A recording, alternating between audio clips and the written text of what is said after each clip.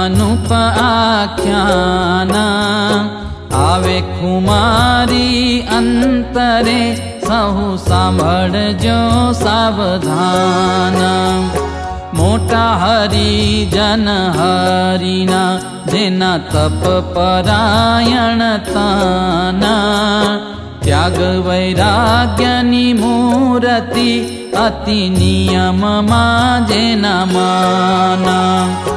जे दीना महाराज मळिया टळिया ते दीना विकार अंतर मां अणगाम तो थयो सर्वे संसार।